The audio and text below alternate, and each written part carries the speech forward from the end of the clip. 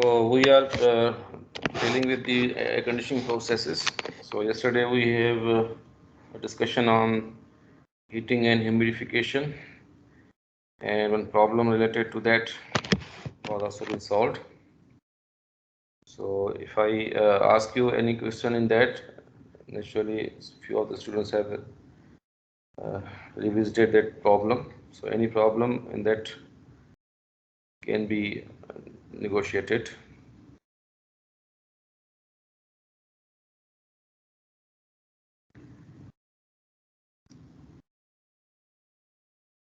No problem at all. Sir, no problem in the last problem. It was all well No, explained. sir. No problem in the last problem. Okay. Now there is another method, that is combination of the methods that has been taking place in practice in HVAC and designing of the air conditioning systems. So that is known as the cooling with dehumidification. So this phenomena is mostly been can be observed. So whenever you are switching on your air conditioner, so after some time you will finding some water that has been dropping out from your house, from the your air conditioner system. So this is because of the cooling and dehumidification of air that has been taking place of the indoor air. And as this indoor air is continuously in contact with the cold surface of the evaporator, so a certain amount of water moisture in that air is been condensed because of the arrival of the saturation temperature, and that happens that you have been having a finding the water from the outside dropping out. So this is what this cooling with dehumidification process is all about. So this is nothing but the movement of your process from right to left on the psychrometric chart and towards the west direction. So ultimately this has been called only the cooling process. So the next process that is following the cooling process is ultimately the arrival of the saturation condition, and if the further cooling is taking place, that will lead you to the condensation. And as you know that as you are moving from point number 1 to X, so you are actually having a cooling process. So the temperature, dry bulb temperature will tend to decrease. So as it is a pure cooling process, there will be no any change in the specific humidity. So ultimately, if the cooling is excessively been high, that it will be reaching at the saturation temperature, then the dew point temperature. So then it been further reduction in the temperature will lead you to the condensation. So this process that has been formed on the saturation curve, and this will be a 100% humidity curve, and on this curve you have been finding that as you are moving on along this line curve, so you are having the decrease in the temperature and also the decrement in the specific humidity. So this has happened when you have been having the air is 100% saturated. So this is what we have been observing in our daily use of air conditioner. ठीक है, तो इस सिलसिले में एक problem है, ये आप थोड़ा पढ़ लें इसको.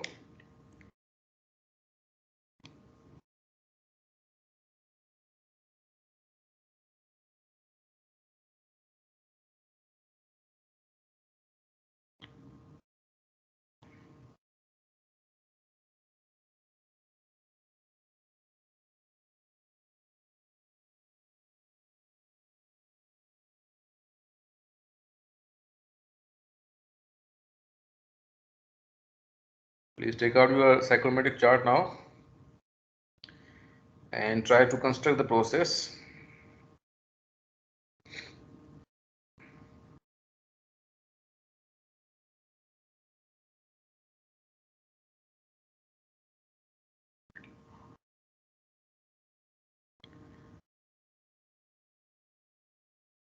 Mr. 101.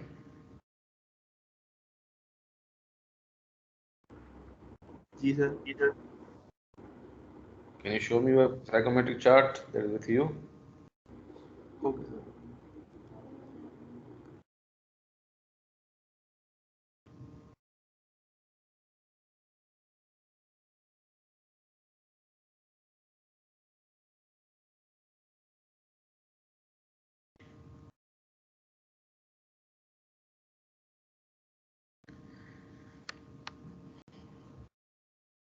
One 150.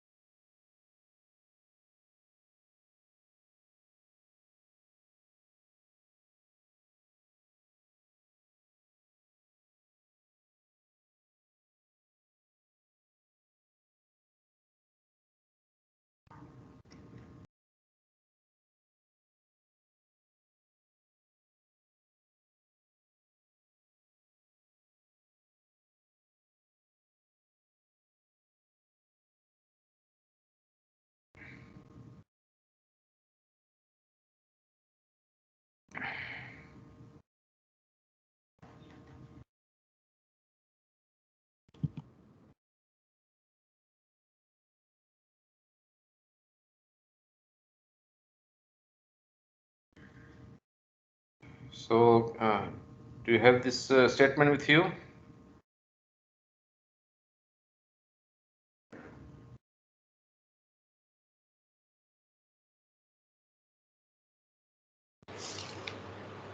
Yes, sir.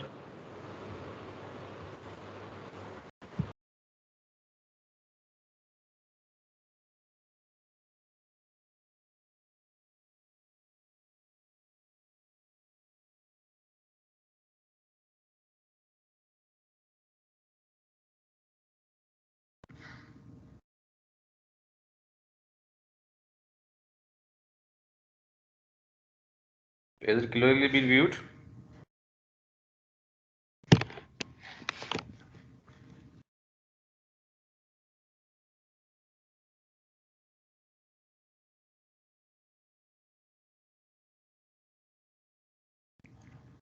अभी नजर आ रहा है? जी सर, नजर आ रहा है. Yes sir. Yes sir. Okay. So here we are having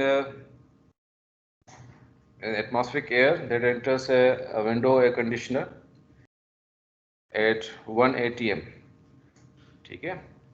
So this is the atmospheric pressure and at sea level. So therefore we can use this psychrometric chart without any other further assumptions. And it is at 30 degrees centigrade and 80% relative humidity and at a rate of 10 meter cube per minute. And it leaves as a saturated air at 14 degrees centigrade. A part of the moisture in the air that condenses during the process is also removed at 14 degrees centigrade. Okay, so determine the rates of heat and moisture removal from the air. यानी जैसे कल के problem में हमने मालूम किया था कि कितनी अमाउंट ऑफ हीट ऐड हुई है इन द हीटिंग प्रोसेस और कितना अमाउंट ऑफ स्टीम या मॉइस्चर ऐड हुआ है at the end of the process.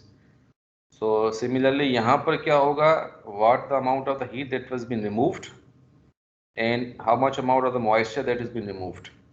So दोनों remove हो रहे हैं तो naturally आपने वो cooling और dehumidification process के in line है. ठीक है? अच्छा, इसमें आपने क्या करना है, similarly as you have been having an availability of the initial and final points, so you simply have to look into that and locate the initial point corresponding to 30 degrees centigrade and 80% relative humidity. So what you think, this relative humidity is very high, temperature is also very high. So this environment can be considered to be hot and humid. ठीक है, जैसे normally आपके most of the Pakistani cities have been having this characteristic of hot and humid. ठीक है, तो जी sir.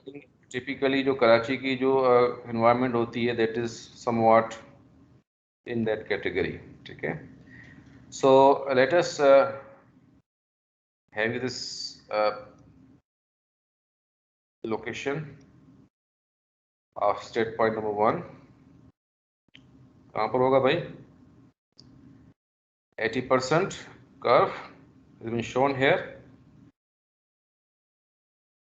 आपके पास psychrometric chart है, आप साथ साथ करेंगे. ठीक है, और 30 degree centigrade. So this is 30 degree centigrade triple temperature. You move up and you arrive at 80% relative humidity. So according to me, this is the point where both these lines are been crossing. Am I right? जी sir. So this will be called as point number 1.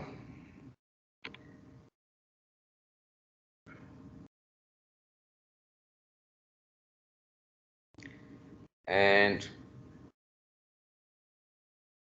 at this point, this air is to be get cooled in a cooling section. So it means that you have been having a relative humidity already very high. So it will be not take enough time for it to be get saturated during the cooling process. So this is what will happen here. So अब आपने इस air को cool करना है और naturally जब आप cooling के लिए जाएंगे तो that will B from this point two words the left showing the cooling process. अब ये क्या हो रहा है? This is actually cooling is taking place. So this cooling कहाँ तक जानी है? कहाँ तक जानी है? Saturation line तक. नहीं. अल्टीमेटली कहाँ तक जानी है? कर्व तक सिचुएशन, यानी कि 100% रिलेटिव ह्यूमिडिटी का. रिक्वायर्ड कितना है?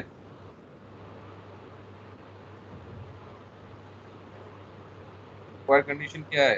यहीं पे दूसरा पॉइंट होगा? नहीं सर, वो कह रहा है कि 14 तक लेके जाओ उसको, लेकिन हमारी वो नहीं है ना, हैसियत नहीं है ना उसको कैसे ले जाने की.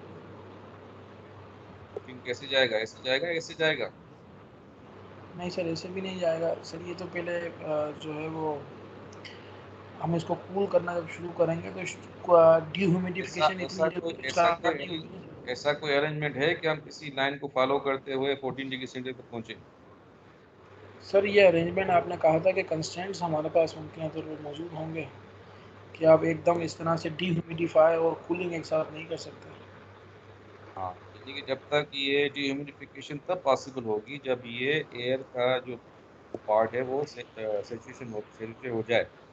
जब तक वो जी सेचुरेट सर। नहीं होगा, ड्यू पॉइंट नहीं आएगा, तब तक वो डिह्यूमिडिफाई नहीं हो डीह्यूमिडिफाई सकता। होने हाँ, ठीक जी है। सर। तो इसलिए पहले आपने करनी है कूलिंग। और ये कूलिंग अगर ये थोड़ी सी वक्त के लिए होगी, from this degree to this degree, 1 degree होगी, तब भी ह्यूमिडिफिकेशन नहीं होगी, क्योंकि अभी तक आपकी एयर सेचुरेटेड नहीं है, अनसेचुरेटेड है। तो अल्टीमेटली जब ये सेचुरेट हो जाएगी, तो that will be called as a saturated air, and that point has been on the saturation curve, that is relative humidity has been get increased।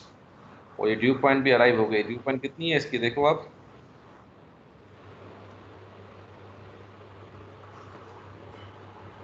Due point पढ़ के बताओ। 1 2, वेयर इज 1 2?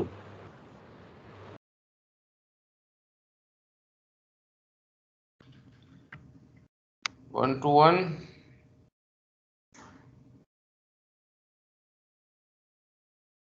1 2 1, 1 2 3, 1 2 4। जवाब नहीं दोगे अटेंडेंस चली जाएगी, बता रहा हूं मैं आपको। 1 2 6, 1 4 4। ये सब शहजादे सो रहे हैं। यस सर 1 2 कौन 3 यार,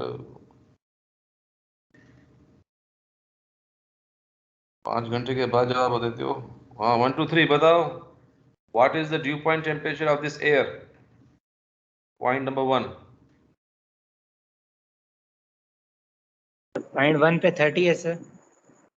Point 1 पे ड्यू पॉइंट टेम्परेचर क्या होगा?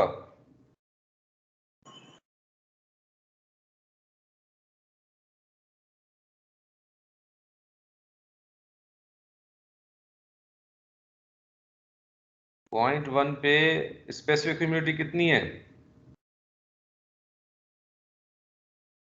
सर 80%।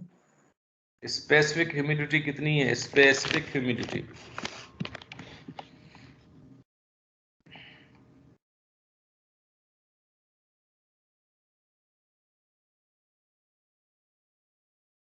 सर वो नहीं पता सर। कुछ भी नहीं पता, नहीं पढ़ो, क्या करें।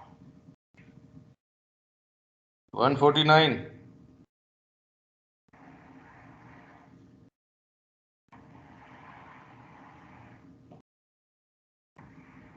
149। Yes, sir. Can you tell me what is the specific humidity at point number 1?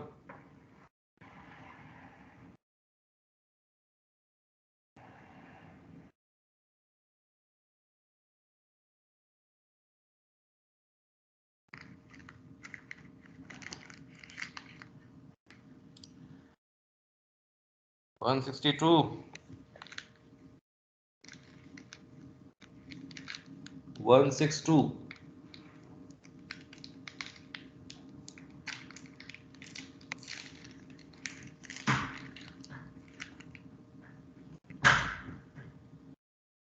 167,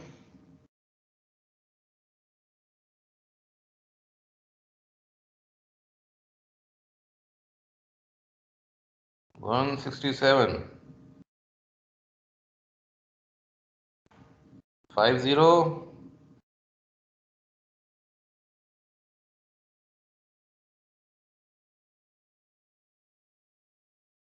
37, जी sir, what is the specific humidity? अभी तक निकाली नहीं है sir. So I'm asking you, what is specific humidity at point number 1? Sir class अभी join की है sir, So करके just, बता। are you seeing the psychrometric chart? जी सर, नजर तो आ रही सर। हाँ, जस्ट टेल मी। एक मिनट सर।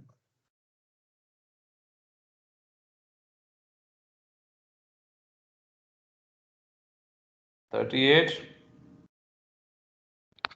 Yes sir. तैयार वेठो ही न? यस सर, वेठो। हाँ ॿुधाए। छा ॿुधायां सर? Due point temperature. हा, ड्यू पॉइंट टेम्परेचर ॿुधाए भला। सर उहो थींदो 26 थींदो हिन ते सर। 26 सेंटीग्रेड। 26 डिग्री, ठीकु आहे, शाबाश। स्पेसिफिक ह्यूमिडिटी घणी थींदी? सर उहा 21.5 ग्राम मॉइस्चर पर 1 kg ऑफ एयर। शाबाश, ठीकु आहे। Yes sir. ॿिया तव्हां तो ॿुधाईंदा ई हूंदा, सुता पिया आहियो। छा कयूं? Hello, so we have been arrived at 26 degree centigrade. So you can imagine that when relative humidity is already high, so it is not sufficient time is required for this air to be get saturated. ठीक है, अगर आप अंदाजा करें कि ये point number 1 अगर और दूर होता, इधर कहीं होता, corresponding to 40% या 50% humidity, तो काफ़ी इसको टाइम लगता in order to become saturated. ठीक है, so the humid air is having the not enough time for it to be get saturated. ठीक है, लेकिन अब आपका टेम्परेचर कहाँ तक जाना है? 14 डिग्री सेंटीग्रेड तक। ड्यू पॉइंट तक तो आ गया, that is saturation condition has been arrived at 26 degrees centigrade. So naturally you have to fetch this to 14 degrees centigrade.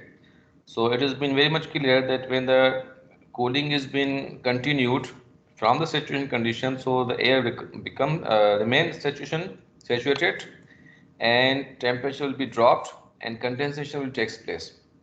So this condensation is been taking place and collected. So naturally you have to continue this process from this point to the point corresponding to 14 degree centigrade. 14 कहाँ पर है? यहाँ तक। ठीक है, सही है भाई, देखो। जी सर। हाँ, और जब आप इसको थोड़ा सा इस इंक्लाइन लाइन पर ही कर्व पे ही छोड़ेंगे, तो on the saturation curve, so that will be this one, and corresponding to this you are having a end point. So this will be considered to be point number 2, that is the exit point where air has been get saturated at 14 degree centigrade, and the condensate, this is the condensate removal. ठीक है, तो वो भी 14 degree centigrade पे remove होगा, क्योंकि temperature दोनों का इस सेक्शन में तकरीबन सेम है। तो this will resulted in this completion of this psychrometric chart. भाई समझ में आया? जी जी सर। तो अब आप इमीडिएटली इसमें एंथैल्पी की values as we did previously और स्पेसिफिक ह्यूमिडिटी की वैल्यूज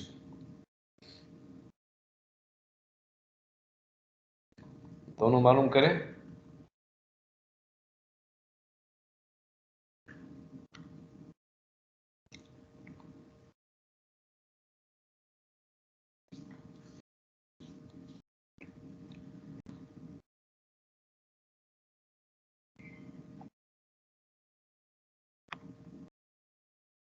$34।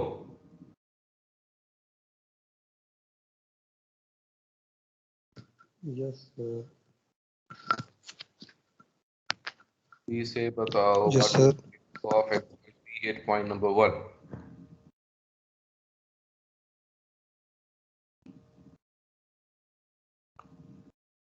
जी सर, दोबारा कहिए फिर। पहले तो दिखाओ आप क्या साइकोमेट्रिक चार्ट दिखाओ, कैमरा ऑन करो। जी सर, एक मिनट।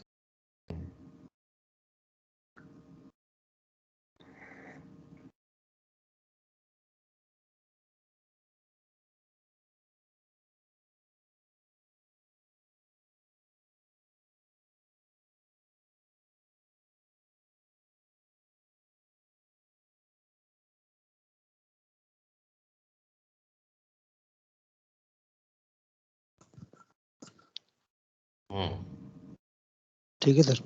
आपने ड्रा किया है? ड्रा कहाँ किया आपने?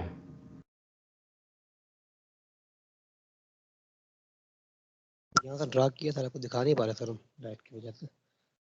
अच्छा, तो आपने पॉइंट नंबर 1 और पॉइंट नंबर 2 लोकेट कर लिए है ना? तो मुझे आप सर श्योरली। बताओ कि what is the value of enthalpy at point number 1 and same at point number 2? जी सर बता दो सर, एक minute.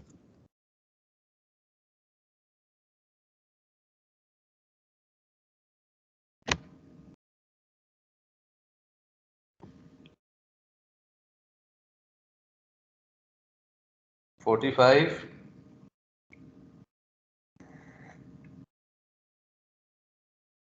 45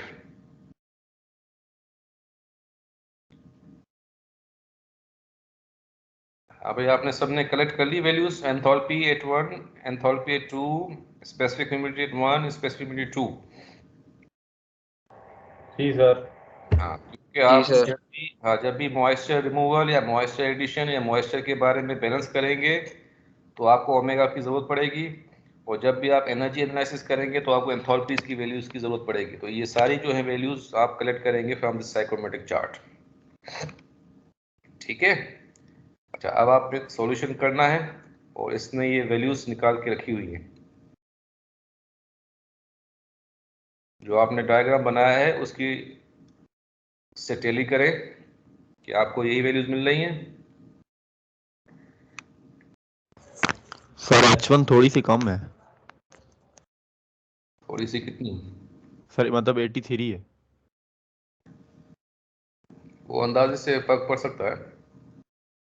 ji It sir. doesn't matter। Sir हमारे पास 85 ही है। हाँ ठीक। सर 86 ही है। हाँ ठीक है, ये इट डजंट मैटर। आपने डायग्राम अगर प्रोसेस सही बनाया है तो उसमें से वैल्यूज निकालना हर किसी का एक जितनी नहीं आएंगी, थोड़ा सा फर्क आएगा। ठीक है?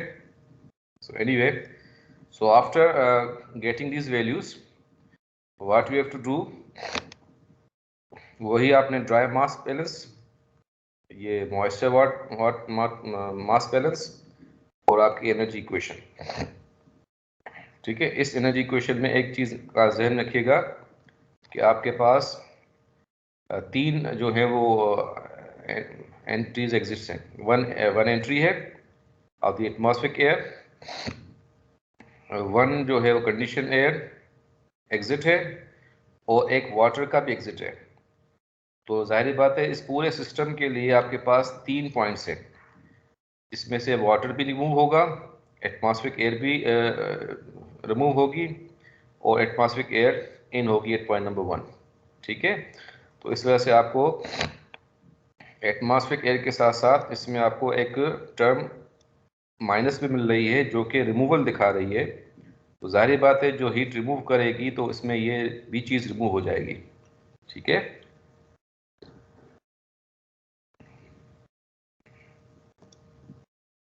बात समझ में आ रही है कि नहीं? जी सर।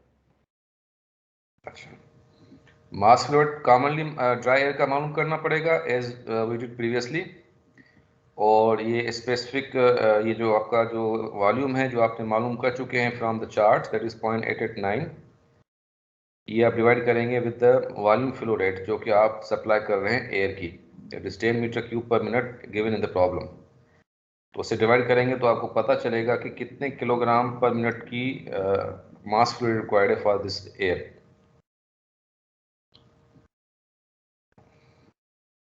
ठीक है? अब इस इक्वेशन से आपको पता चल जाएगा कि कितना अमाउंट ऑफ द मॉइस्चर जो है वो रिमूव हुआ है, यानी कंडेंसेट कितना बना है। तो आप अंदाज़ा कर सकते हो तकरीबन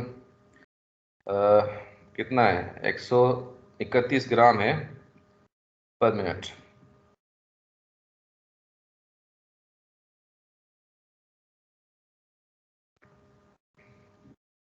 इसका मतलब यही है कि अगर आप अपने एसी के पीछे बोतल रख दो 1 लीटर वाली या 1.5 लीटर वाली, वो कितने वक्त में भरती है, that depends upon the removal of the moisture. Rate of the removal of the moisture. तो वो बताती है आपको कि how much amount the time is required to fill in the 1 litre of that water बोतल and that will be the mass flow rate of that. तो वही चीज़ यहाँ पर आपको इंडिकेट करेगी। तो इस केस में 131 ग्राम पर मिनट आपकी रिमूवल हो रही है मॉइस्चर।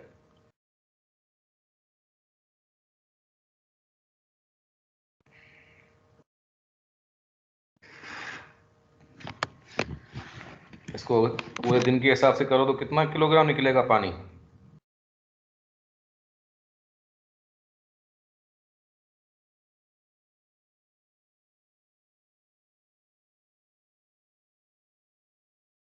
हाँ भाई,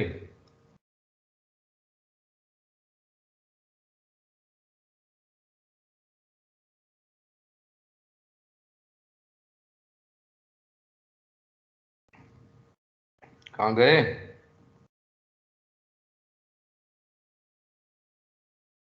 सर 188.64। क्या किया आपने? सर 24 से अच्छा, पूरे दिन मल्टीप्लाई का। किया और 60 से मल्टीप्लाई किया। 24 into 60 into 0.131 188.64 181 188। जी सर 188 जी पॉइंट सर। बता रहा। हाँ तो 188। किलोग्राम हाँ पर डे। 0.131 इंटू 60 किया इंटू 24 किया, ऐसे किया। ठीक, तो आप अंदाज़ा लगा सकते हो कि ये सिस्टम, एयर कंडीशन सिस्टम एक पूरा दिन चलेगा तो इतना पानी पीछे जाके कलेक्ट होगा 188.64 किलोग्राम। तो अच्छा खासा पानी आप कलेक्ट कर सकते हैं। ठीक है। So anyway, so while using the energy balance, so you can easily calculate this value of Q out. So this Q out can be determined. अच्छा, इसमें जो आपको HW मिलेगा वो तकरीबन आपको सैचुरेटेड लिक्विड ही कहलाएगा। इसने मालूम किया होगा कहीं ना कहीं ये। So the enthalpy of the saturated liquid water at 14 degree centigrade it's been called it has been having the value of 58.8। ये आप टेबल जो आप स्टीम टेबल होगा आपका, तो उसमें आप देखेंगे 14 डिग्री सेंटीग्रेड पे HF कितना है।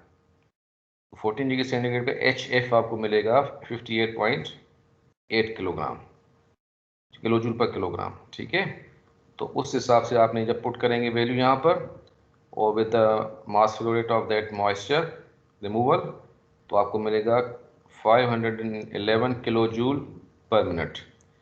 इसको किलोवाट में करें तो कितना आएगा? सर 8.51 वाट किलोवाट। यानी कि आप करेंगे 511 डिवाइडेड बाय 60। ठीक है, इसको अगर आप 3.51 से डिवाइड करो तो कितने टन बनेगा? तकरीबन 2.5 टन। तो ये जो सिस्टम आपके पास एम्प्लॉयड है वो 2.5 टन के कैपेसिटी का है। ठीक है, जी सर। अब इसमें कोई क्वेश्चन है जहन में, कोई ऐसी चीज?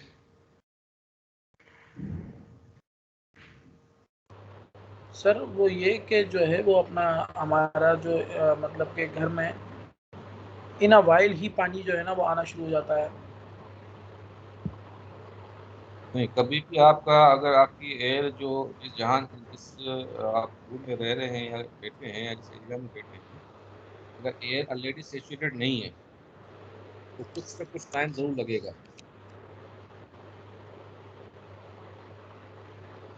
इमीडिएटली बहुत इमीडिएटली इस ड्राई एरियाज में नहीं होता। जी सही सर। तो सर ये कि थोड़ी देर बाद कंप्रेसर के चलने की वजह क्या है? कंप्रेसर की मतलब जैसे एसी चलाया जाता है ना तो थोड़ी देर बाद कंप्रेसर चलता है, चले 20 टेम्परेचर वगैरह जो भी है, लेकिन थोड़ी देर बाद चलने की उसकी वजह क्या है कि थोड़ी देर बाद कंप्रेसर चलना स्टार्ट होता है, जैसे ही चलाते हैं एसी जब नहीं होता। I think that would be the because of the you can say the safety precaution for as far as electrical system is concerned, probably. तो जब भी आप चलाते हैं कोई उसमें टाइमर यूज होता है, तो आप कैसे fluctuation in the voltage stabilize करता है, उसके बाद जो है इसको सप्लाई देता है. It is been precaution in order that they will safeguard the electrical system of the motor की जो उसकी durability है उसको बढ़ाने के लिए.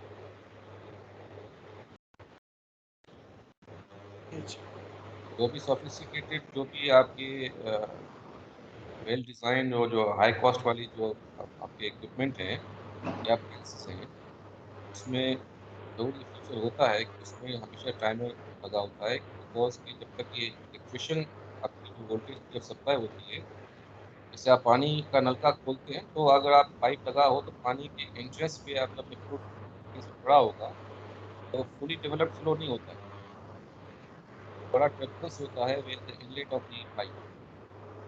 As it is being passing through and having some arrival of the steady conditions, फिर जाके उसको हम कहते हैं कि फुली डेवलप्ड फ्लो है.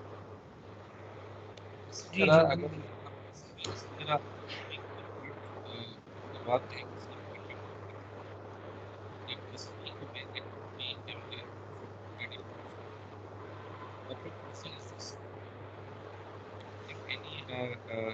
सर आपकी आवाज नहीं है, क्लियर नहीं है आवाज आप. आपको प्रॉब्लम है या 02 को भी प्रॉब्लम है? सर 02 को प्रॉब्लम है, लेकिन 02 समझ रहा था कि सिर्फ उसी को प्रॉब्लम है. अच्छा, तो अब मैं यहाँ पर क्या कर सकता हूँ, सिग्नल भी पूरे हैं. सर ये 02 के शायद माइक में सर थोड़ा सा मसला है, क्योंकि इनका माइक खुला हुआ है तभी डिस्टॉर्शन आ रही है. डिस्टॉर्शन हो रही है उसकी. आप उसको निकाल दें, इसको. हैंड्स फ्री है क्या है आपके पास? अब आवाज सही आ रही है सबको? ये सर अब से हो गया. जी सर. हाँ, वो डिस्टॉर्शन वो एक की वजह से हो जाती है. ठीक है, तो ये प्रॉब्लम भी समझ में आया आपको? अच्छा, एक चीज और आपको मैंने कल भी बताई थी, याद है? Sensible heat factor.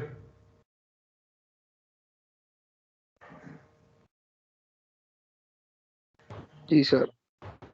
हाँ, तो इसमें आप एक चीज नोट करें, किसी ने बताया, पूछा भी नहीं ना बताया है, ये जो प्रोटेक्टर बना हुआ है यहाँ पर, ये किस वजह से बना है?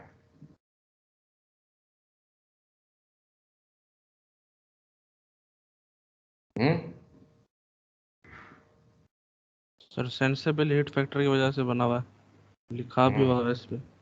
लिखा भी हुआ है ना, सही है. तो अगर आप ये जो कल हमने डिस्कस किया था कि कितनी हीट जो है that is been utilise to energy जो है कितनी यूटिलाइज हो रही है for changing the temperature, that was a component from 1 to x, and how much amount of the energy that is being utilized in having the latent, dealing with the latent part, that is the vertical component. तो इन दोनों component की addition के बाद जो आपको resultant vector मिलता है, that will B causing overall process effect. ठीक है, तो इसकी जो सेंसिबल हीट फैक्टर किन किन इलाकों में या किन किन एप्लीकेशंस में इंपॉर्टेंट होती हैं, कि किसी सिस्टम की डिज़ाइन के लिए आपने सेंसिबल हीट का कितना पोर्शन रखना है और लेटेंट हीट का कितना पोर्शन रखना है. नेचुरली जहाँ भी आपके पास फॉर एग्जांपल किचन्स हैं या रेस्टोरेंट्स के किचन्स हैं बड़े बड़े, जहाँ पे आपने एयर कंडीशनिंग सप्लाई डिज़ाइन करनी होती है, तो उसमें सेंसिबल हीट फैक्टर कम होगा, बल्कि लेटेंट हीट जो फैक्टर होगा वो ज़्यादा होगा, क्योंकि वहाँ पर आपका पानी का यूज़ होता है. वो पानी का यूज़ होता है तो मॉइस्चर का जो रिमूवल की रिक्वायरमेंट होगी वो ज़्यादा होती है उन स्पेसिस में. बात समझ आ रही है कि नहीं? तो नेचुरली आप कह सकते हैं कि सेंसिबल हीट फैक्टर जहाँ भी कोई वाटर की एप्लीकेशन है, जिस स्पेस में जहाँ पे आपने एयर कंडीशनिंग यूटिलाइज किया है, तो उसका सेंसिबल हीट फैक्टर जो है वो कम होगा as compare to the areas where you are not having that application of the water. ठीक है, तो जितने बड़े स्विमिंग पूल्स होते हैं या आपके जिम्नेजियम्स होते हैं जहाँ पे मॉइस्चर का भी अमल दखल होता है, तो उसकी उन हॉल्स को, उन एरियाज़ में, स्पेसेस में आपने सेंसिबल हीट फैक्टर की इम्पोर्टेंस को देखना होगा। ठीक है, और ये देखा कैसे जाएगा कि आपने, एक तो तरीका मैंने आपको कल बताया था कि इसके दो कंपोनेंट्स करके आप क्यू एस को डिवाइड करोगे क्यू टोटल के साथ, तो you will find the sensible heat factor. तो अभी आप करके देखें कितना आता है। डेल्टा एच मालूम करो, H x minus H one, और फिर टोटल मालूम करो H three minus H one,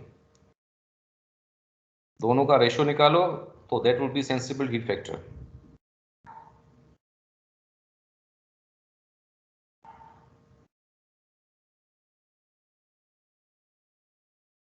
बताओगे कितना आ रहा है?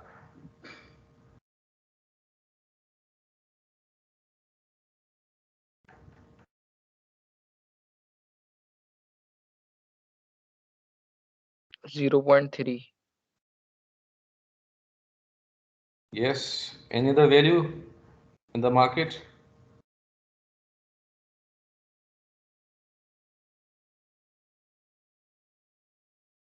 $38, $05, $07, $44, और जो भी दूसरे हैं जो कर रहे हैं वो बता सकते हैं कितनी वैल्यू है इस रेशो की?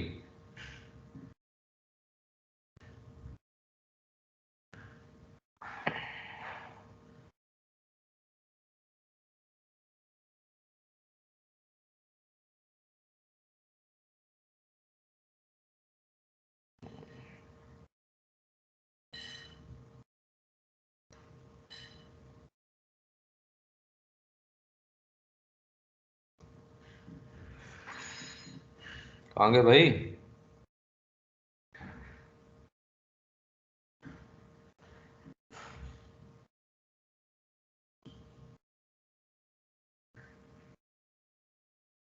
जीरो 0.3 सही है?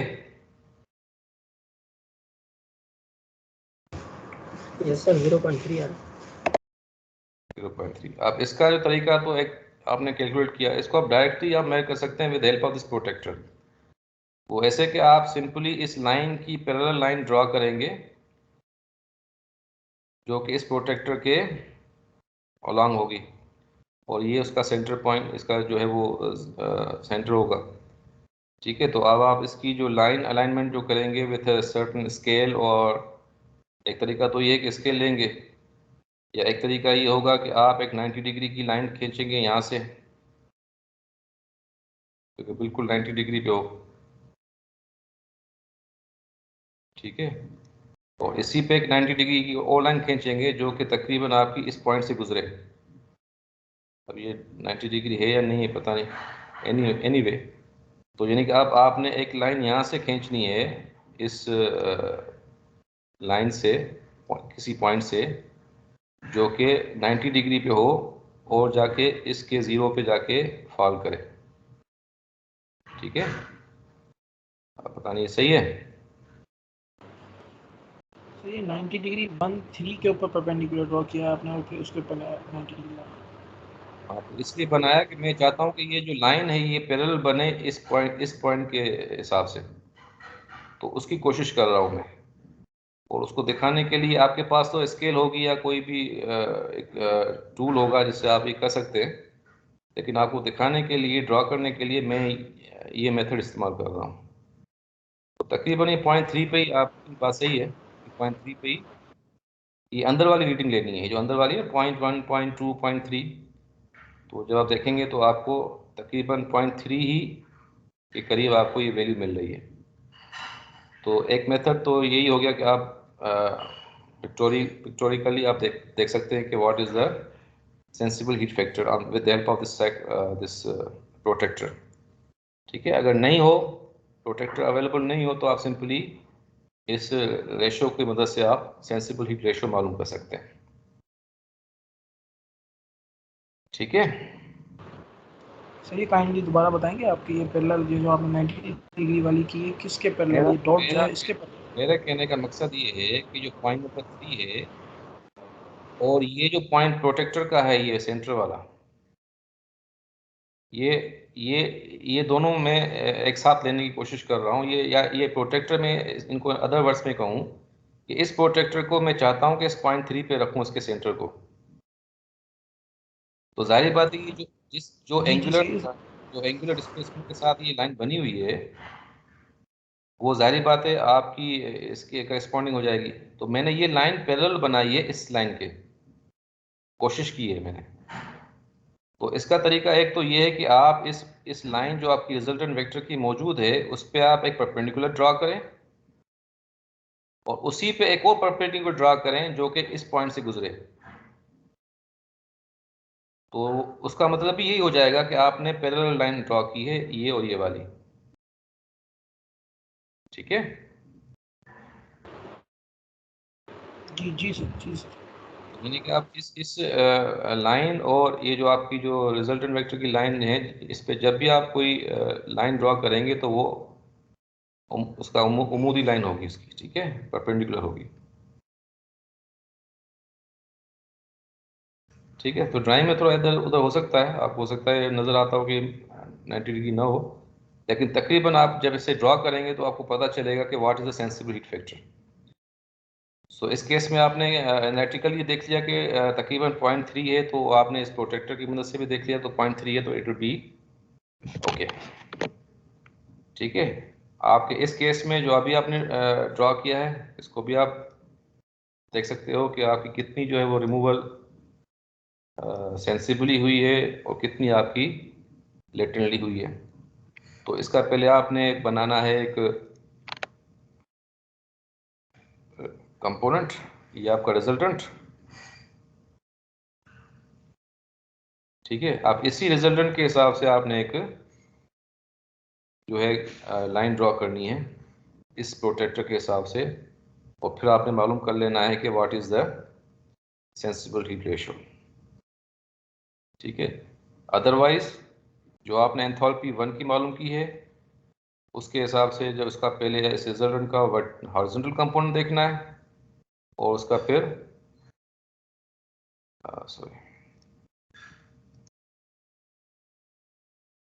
और अब आपने देखना है उसका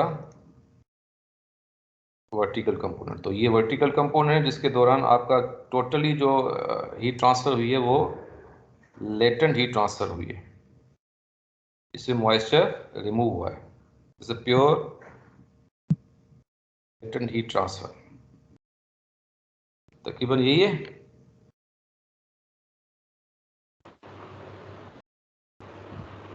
जी इसी तरह आपकी ये जो कंपोनेंट होगा ये आपका वही है जो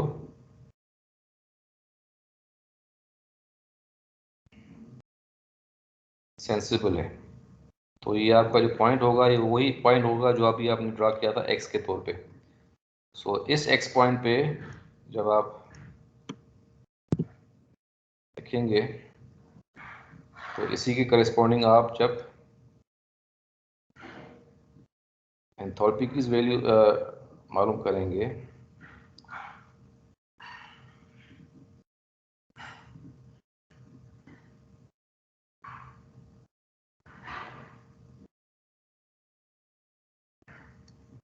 तो ये हो जाएगी HX, और ये उसका हो जाएगा हॉरिजॉन्टल कंपोनेंट।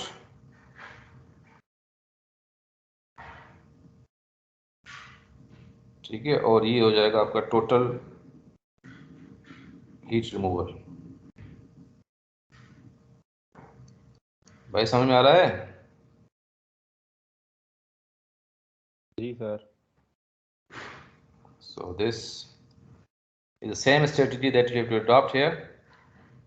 तो ये आपकी सेंसिबल हीट ये रिमूवल होगा, उसमें आप हीट ऐड कर रहे हैं, तो दोनों की डायरेक्शन चेंज है लेकिन अमाउंट जो है वो इस तरह मालूम हो जाएगा।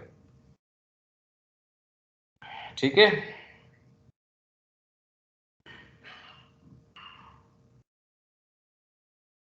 जी सर। अच्छा अब ये एवापोरेटिव कूलिंग है, इसको अभी आप रीड कर लीजिएगा। एवापोरेटिव कूलिंग आपको पता है कि क्या होता है। आपके पास जो अगर पानी आपके जिस्म पे लगा हो तो आप फील कूल करते हैं ज़्यादा, because rate of heat removal is been taking place as water एवापोरेट्स।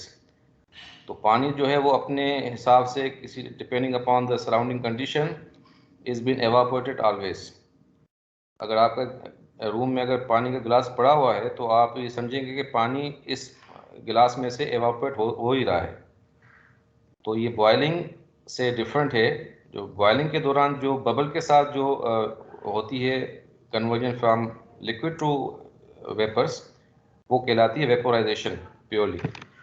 लेकिन जब आपकी एवापोरेशन होती है तो एवापोरेशन हमेशा इसमें फ़र्क ये है कि वो सरफेस फिनोमिना से होता है without formation of the bubbles. Vaporisation जो होती है, जो typically that is been at the time of the boiling point, and that is always been accompanied with the bubbles, whereas evaporator is a surface phenomena। तो surface में जो small molecules और small energy जो relatively ज़्यादा होती है वो surface से remove होती रहती हैं, और इससे आपकी जो है वो enthalpy जो है वो लेके जाती है, heat remove हो जाती है, and that has been causing the cooling effect। तो evaporative cooling जो है वो भी adopt की जाती है उन इलाकों में जहाँ पर आपके पास ड्राई एनवायरनमेंट हो। ठीक है, जैसे आपके ये स्वैम्प कूलर्स या जो आप इसको वाटर कूलर्स कहते हैं जिसमें पानी डाल के आप चलाते हैं पंखे को, तो बेसिकली वो भी एवापोरेटिव कूलिंग की स्ट्रेटजी है। ठीक है, इसको कहते हैं swamp coolers. Technically these are swamp coolers और एवापोरेटिव कूलर्स। ठीक है, लेकिन अब आप ये अंदाज़ा कर सकते हो कि जब ये when you are using the water in it, so what the air has been get moist, and if it has been continually going on in a room, so naturally the humidity of that room has been get increased। तो cooling effect तो महसूस होगा, लेकिन आपको कुछ वक्त के बाद वहाँ पर ह्यूमिडिटी इतनी ज़्यादा हो जाएगी उस स्पेस में, तो आपकी जो है discomfortability is always been on the cards. So ये जो कूलिंग इफेक्ट है, ये कूलिंग जो प्रोसेस है, ये भी अडॉप्ट किया जाता है जब आपके पास मटका होता है या सुराही होती है मिट्टी की बनी हुई, तो उसमें भी आप ये ऑब्जर्व करते हैं कि जब आप उसके बाहर सरफेस को टच करते हैं, you are feeling some cold surface. So that is because of fact that the water inside the pitcher or the surai, that has been get removed out from the material of which it is made। तो similarly जब आपकी जो गर्मियों में आपका पंखा बंद हो जाए तो कुछ वक्त के बाद आप स्वेटिंग महसूस करते हैं। तो that is also because of the fact कि आपके अंदर जो स्वेट ग्लैंड्स हैं जो एक्टिवेट हो जाते हैं जब आपकी हीट रिमूवल सफिशिएंट नहीं होती, क्योंकि आपको पता है कि आपकी बॉडी का टेम्परेचर 37 डिग्री सेंटीग्रेड मेंटेन करना है। आपकी बॉडी ने खुद आपकी बॉडी ने मेंटेन करना है। So naturally you have been requiring some heat removal from your body, and that will be in the mostly in the convective heat transfer। So जब आप पंखा चलाते हैं तो convective heat transfer sufficient होती है for removal of the you can say the heat from your body to maintain at the certain temperature that is 37 degree centigrade। लेकिन जब आपका पंखे बंद हो गए और गर्मी ज़्यादा है तो आप क्या फील करते हैं? स्वेटिंग महसूस होती है। और ये स्वेटिंग का मतलब क्या है कि आपके स्किन पे जो है वो पानी लगना शुरू हो जाता है। तो वो पानी कहाँ से आता है? Because that is inside of your body. जो आपकी बॉडी का रिजर्व है पानी का, वो स्वेटिंग की वजह से, स्वेट ग्लैंड की एक्टिवेशन की वजह से वो उसको पानी को स्किन के ऊपर ले आता है through the pores of the skin. तो ये वही तरीका है जो मिट्टी के साथ भी होता है, मिट्टी के बर्तन के साथ भी होता है कि आपके पानी जो है वो ठंडा होता है as compare to the that water is been stored in other material containers। तो इसी तरह आपका जो sweating है that will resulted in the rapid evaporation of that water that is means perspiration, और वो जो है वो आपकी कूलिंग इफेक्ट पैदा करती है रैपिड। ठीक है, इसी तरह आप जब स्पिरिट आपके इस जिस्म पे लगता है, स्किन पे लगता है, तो वो ख़ास एरिया आपकी बहुत ज़्यादा कूलिंग इफेक्ट महसूस करती है। Because the spirit has a very highly volatile and is been evaporated very quickly, तो जितनी भी रेट ऑफ एवापोरेशन ज़्यादा होगी उतना ही आपकी कूलिंग की जो सेंसेशन है वो ज़्यादा होगी। सो इसीलिए जब आपका ऑलरेडी आपका एनवायरनमेंट ह्यूमिड है तो जाहिर बात है रेट ऑफ एवापोरेशन कम होगी और आपका पसीना जो है वो देर से सूखेगा। तो मतलब ये हुआ कि आपकी जो कूलिंग इफेक्ट रिक्वायर्ड होगी will not be possibly sufficient. So anyway, so this is the evaporation, and that evaporative cooling is a very much old technique that has been used, और आजकल भी हम ये यूज़ करते हैं in most of the applications, most of areas, ख़ास तौर पे वो एरियाज जहाँ पे आपकी ड्राई environment होती है तो evaporative cooling वहाँ पे बहुत ज़्यादा कामयाब हो जाती है, क्योंकि इसकी जो एनर्जी इंटेंसिव नहीं होती, कम एनर्जी कंज्यूम करता है, and that will be sufficient for short period of time. भाई आप हो यहाँ, मैं ऐसे ही बात कर रहा हूँ। सर ये जो एवापोरेटर सर सर ये जो एयर कूलर होते हैं सर, इसमें भी एवापोरेटिव कूलिंग होती है।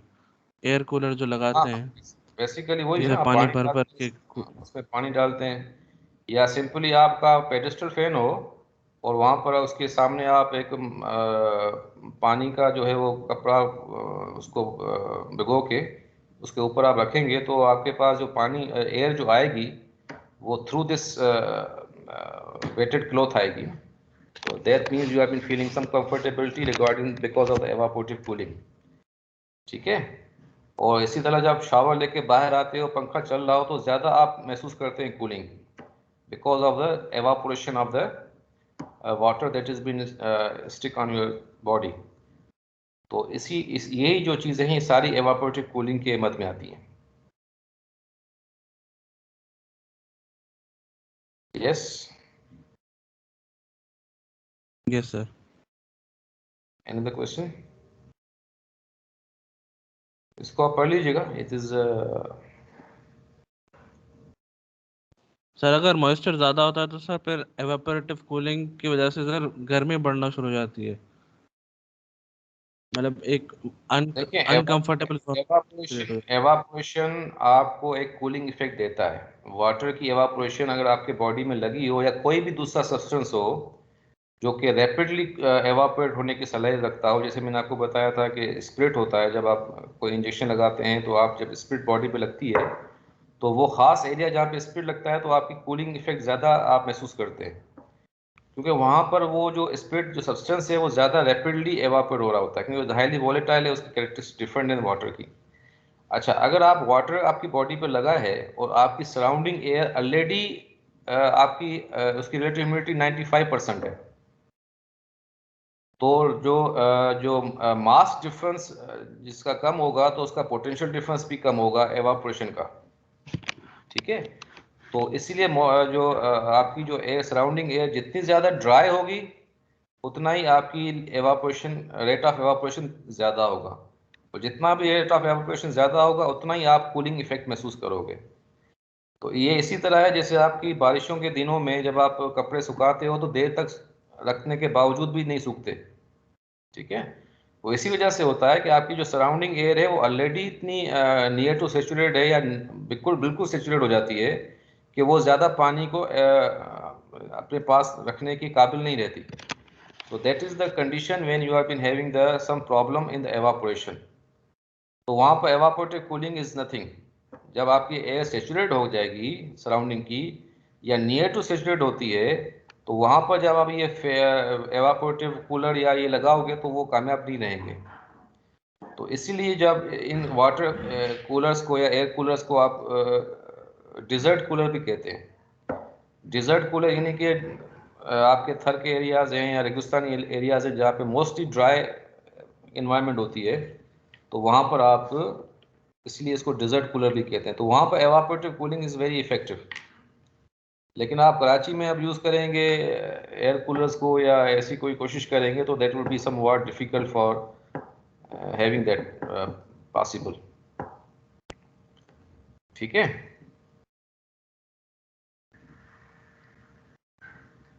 ठीक है भाई। Yes sir. चलें, बाकी ये आखिरी ये दूसरा टॉपिक है, उसको हम कल तक छोड़ देते हैं, नेक्स्ट क्लास तक। अभी आपका नेक्स्ट वीक अभी है अभी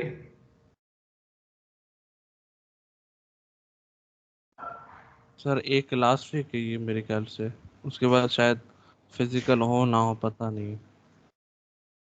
नहीं 6 सितंबर तो आपकी मिड है ना?